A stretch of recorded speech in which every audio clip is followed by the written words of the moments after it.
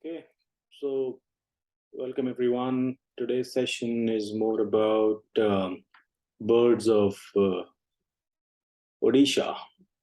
So I've spent a lot of time in Odisha birding, mostly kingfishers, but Odisha is mainly known for its two major places of birding. One is Bhitarkanika National Park, which has been uh, kind of a refuge to a lot of kingfishers, apart from that, crocodiles. In fact, one of the biggest Asian saltwater crocodile was found there. So they still have the skeleton of both male and female, around 19 feet for the female and around 21 feet for the male. So we'll get quick started. I think today's session is more about looking at some of the birds which I had to experience in Bhitarkanika as well as in Mangalajori. So Mangalajori is a swarm, and it's basically um, it is the southern side of Chilika Lake. So Chilika Lake is huge, and somewhere lot of migrations we get to see during the birding season, which generally starts around September, October timeframe, and it ends till May. So we get to see a lot of birds coming there. So for Mangla Jodi, I can only say is that if you plan to travel Mangla Jodi, I think be aware that it's a swamp. So a lot of mosquitoes. So make sure you're carrying repellent. Cover yourself because being a swamp, you get introduced to a lot of insects, and you want to avoid that. Any bite would actually harm you in terms of make your travel uncomfortable. So yeah, that's one of the learnings which I had from my travels into these locations. But being a swamp, all around areas are practically green, and so one of the great things what happened is when you land up there and you click any shot, practically all the shots have a green background and completely um, a vanilla of the sky blue as well as the green. So depending on what kind of bird you're shooting, right? Either it's in flight or it's just perching somewhere on a perch. It's an amazing image which you are able to create. So with that, we'll move on. I think this is our second vlog, and I think I'm excited about sharing my wisdom, whatever I have gained from my birding so far in last 10 years. And as a word of caution, every time I say, let's follow ethical birding. So let's ensure that we are not disturbing the environment. And that's one of the core values which we strongly believe in, and we always encourage that with our students who come in with us for our birding tours. So moving on, I think we'll get started quickly. I think the first bird which I shortlisted was this white-bellied sea eagle. The white-bellied sea eagle found in mostly coastal part of India. We were on a boat in Bhitarkanika National Park, and we were lucky to find this bird back basically perching around. And I think he had a meal, so he was munching its meal. Um, and you might see there is a red dot on this slide, and this is a new introduction which I'm doing to all my slides going forward. Um, any bird with a red dot, basically it means either they are threatened or they are vulnerable. So that's a classification which the International Union for Conservation does for birds, depending on how their habitat is. Either it's getting reduced, so basically you see the species population going down. So this is a beautiful adult white-bellied sea eagle, and we we spend a good amount of time with this bird, basically munching on its meal. The second bird is a black-capped kingfisher. So this is again from Bhitarkanika National Park. For anyone who's new into birding, and I would say that a very easy way of remembering the names of the birds is basically either their color. Their names would actually include either their color or the representation of the bird. So like this one is a very easy. For an example, this kingfisher is black-capped kingfisher because if you look at its head, It's black in color. It looks like it's wearing a cap. So that's how it gets its name, black-capped kingfisher. Beautiful bird, one of my favorite kingfishers among all the 12 which are found in India. Moving on, I think we'll look at, okay, so this image is of a purple heron. I think purple herons are found across India, but I have never seen the aggression in purple herons, what I was able to see in Bangla Jodi. So here, what you get to see is basically, this is a territorial fight which happens between the birds just to claim their territory, that, you know, they rule that, that's their area, which we get to see with every mammal, even tigers. They basically mark their territory. So this was a very aggressive fight. We were just passing by on a boat and we heard loud calls, and you know, we just waited for it and we observed that, you know, these two birds were fighting. So we thought that it's a great moment to capture. One thing which I would definitely advise any photographer who's they're beginning into it, any kind of such action, don't miss out. You know, make sure that you're clicking images, because minute details matters a lot. Like, you know, the if you look at the bird which is on the in a flight, there are water drops coming out, and somehow it's falling on the bird which is looking up. So there is a perspective to that image. So I really loved it. This was early morning. We were able to make this image. I intentionally say this, make this image, because anyone, you know, who has been into photography, we always believe that this is it's not about you know, great camera or a great lens. I mean, I'm aware of so many of our students who basically have very basic cameras, but they're able to make great images, because what matters is the person behind the camera. So that's the reason I intentionally use the word making the image. Okay, so we'll move on. Again, this is purple heron. I just wanted to give a perspective of, you know, this heron was happy. He found a meal. There's a fish on the beak. And again, you can see the drops of water falling down. So as I said, it gives a perspective to the image. So this one, you know, I call it jumping with joy, as the bird was able to find a meal.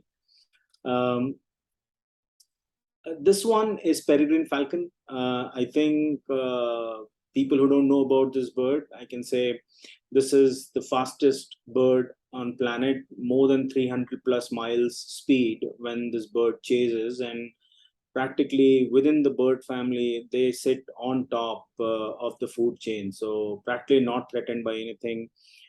It's rare to find this bird in the eastern part of the country. So this was in Mangla Jodi. We found this bird. Practically our boat guides were almost, you know, boating around for 1 hour before we reached this location, and it was quite late evening. So this one is a female. For the male, you will find it much more darker plumage, and it's black. So this one, I think it's a faded black, what you get to see. So this is a female. But peregrine falcons are very rare and sought after. In India, we also have Shaheen falcon. So I think in my other vlogs, you know, I'm going to include Shaheen falcon as well when we're going to do a vlog on the birds of you know, either Chennai, because I have spent a good amount of time, or the Nilgiris. So it's a subspecies of peregrine falcon. So absolutely resident to India, and very similar in terms of look, but equally predatory. So, you know, they keep an eye on bird. Mostly they feed on egrets, smaller egrets, swamp hens, in Indian rollers. So any small bird is something, a prey for these birds. And once they attack, you just can't save yourself. They're that fast. So we'll move on. We'll look at another image. I think this is a gray-headed swamp hen. You know, this is very common, found across India, across Indian subcontinent. But what I was trying to tell you about, if you look at the image, it gives you a sky perspective, as well as there is some tinge of brown and then the green, right? So it matters from which location or what position you're clicking the bird. We were on a boat, so we never had that much opportunity to, you know, wiggle. But This is a very common bird found across swamp, and they are called swamp hen because they are found mostly in swamps. But even a common bird, you're going to make it look a model depending on the way you shoot. So because there was a complete green background, I felt that's a great opportunity to click this shot, and it came out quite well. I'm very happy with this shot. So a commoner, is looking special. Um, Again, this is Mangla Jodi. So these are all these swamps where we've captured these images. This was a night walk again in Mangla Jodi, but in the night we practically went out for a walk almost 2 kilometers into the paddy fields, and this bird is actually a Indian nightjar. So there are multiple kind of nightjars found in India. One of them, the common fellows, is Indian nightjar, and I think you need to play with your camera settings where you basically adjust your camera to be able to click this bird. I think a word of caution would be is generally, we put a torchlight on the bird and they basically perch on ground. So ideally we follow a 10 seconds rule. So basically when we find the bird, we know the bird is sitting. So we just count 1 to 10, and after that we switch off the torchlight just to ensure that the bird is not disturbed and doesn't get vulnerable to prey, because of the light it loses its sense of vision to save itself, in case there is a attack which comes in from either a owl or any kind of bird of prey.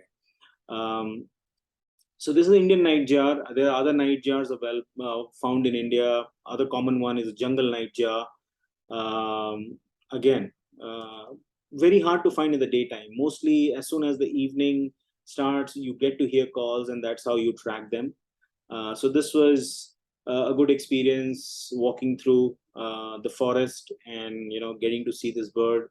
I think one of the benefits of birding also, I would say, and this is very selfish for me and also people who love to do birding, is you end up doing a lot of walk, and eventually unknowingly or unconsciously you are basically helping yourself with a good health. So if you love birding and want to continue to do birding, I always advise that keep yourself in shape. That way you'll be able to do birding even in tougher terrains. So we'll move on to the next bird. This is a Gadwal, again from the duck family. These are basically all the birds which you generally found in your shores. This is a male, a beautiful male. This is shot by Canon 1DX Mark II with a 600 mm prime lens from a boat again. Thanks to the image stabilizer, I believe I was able to get a sharp shot of the bird. Again, if you notice, there are water drops, near its feet, and that makes the image special because that's one of the X factor which is being added to the image. Overall, if you look at the background, as I said in the beginning of the vlog, the bird and the location, everything is green. So if you're able to get a good focus on the bird, you will be able to make a good shot. This one is a little cormorant. So while we were returning for lunch in Mangla Jodi, we observed there was some kind of an activity happening with this little cormorant, and the guy was busy. And I just asked the boatman, if he can row the boat a little faster so that we get to see exactly what's happening. So because it was exactly not in the water, this is the weed which grows around the swamp. And what we saw was, this little cormorant had a fish. And it was just trying to, there's a catfish, so it was trying to, just gulp it. That's the supper which the bird had. I do want to call out one thing. You can see there's a flower as well. So wildflower grows. But when you add the flower as well in the image, basically it becomes a bouquet. And that's what the intent is. How do you make the image special? Of course, the bird had a fish and it was swinging around. So this is one of the shots of multiple boost shots which we do. And again, the X factor is the water droplets. If you can see the water droplets all around, which makes it overall special. There are basically two cormorants found in India. One is called the little cormorant. The other one is a greater cormorant. So most of across India, around the lakes, you will find this bird. A pretty common bird, but just the way you click it and the way you try to capture an activity, I mean, the whole image becomes special. So you don't have to go for only special rare birds to make an image special. I think a little bit of adjustment here and there, trying to click a moment where bird is trying to do something different, you will be able to make a good image. This one, again, it's a common bird. It's a greater egret, which I saw was just hanging around near the shores in Mangla Jodi. And the moment it saw our boat, it started flying. So the moment it started flying, I thought that it was a great moment.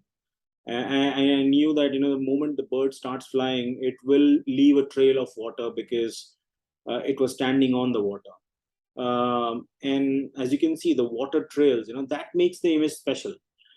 There's nothing else what we have got. I mean, these are very common birds which we get to see across India, near the lakes, near the ponds, near the rivers. There are three kind of egrets mostly found in India. One is called the greater egret, which you can see in this image. And apart from this, you will be able to also get intermediate egret and a little egret. So these are three kind of egrets which are found in India.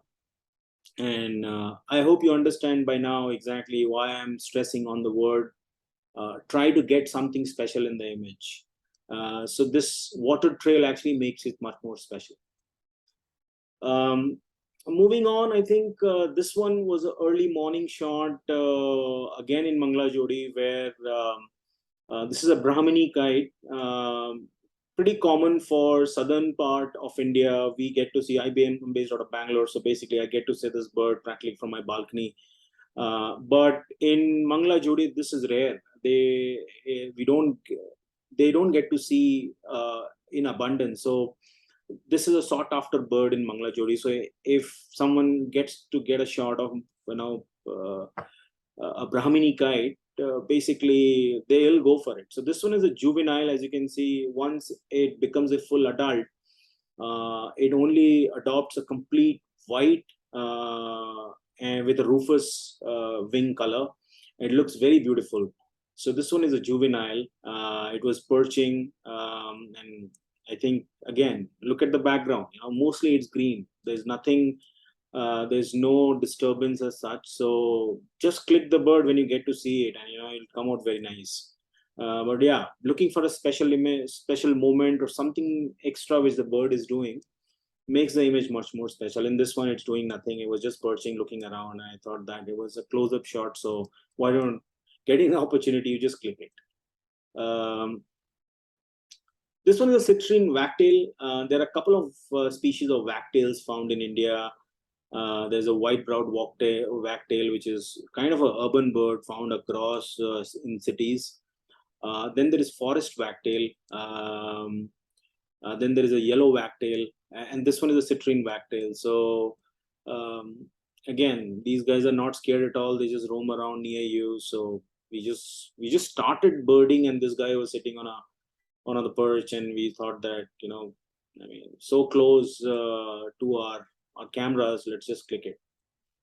One thing I do want to call out is catch light. So we call it eye catch light. Basically, every image, if you're able to get the bird where it has an eye catch light, where there's a light falling on the eye and you're able to see the capture it, it will make your image come alive. So that's one thing as a basic principle which we follow, where we tell them to click a bird when there is an eye catch light. Because if I go back, I can show you all images have some kind of a catch light where you can see the eye of the bird.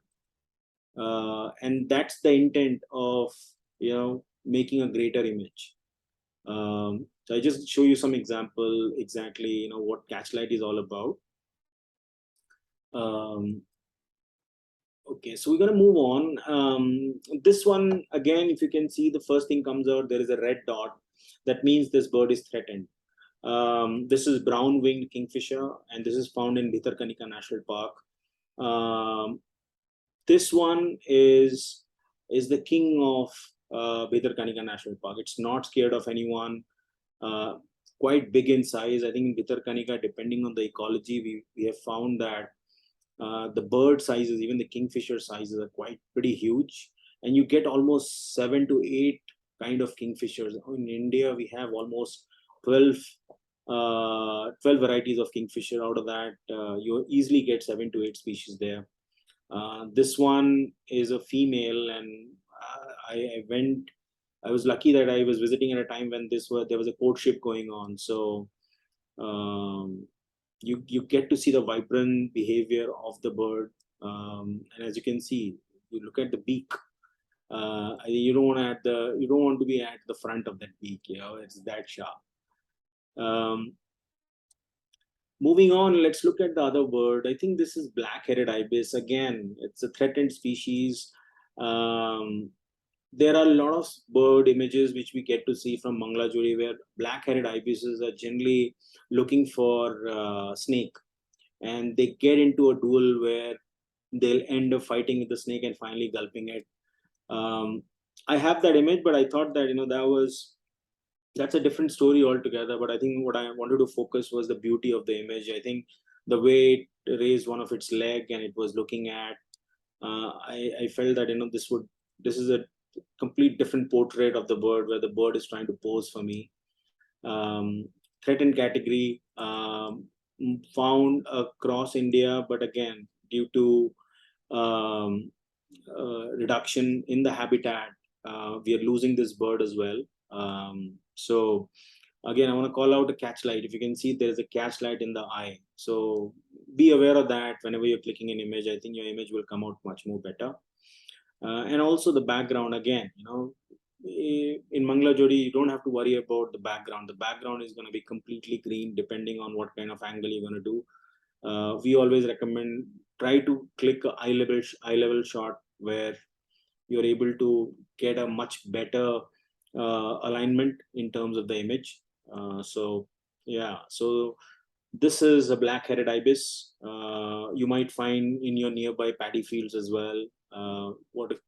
If you look at the head, it's completely black, and that's how it gets its name, black-headed ibis.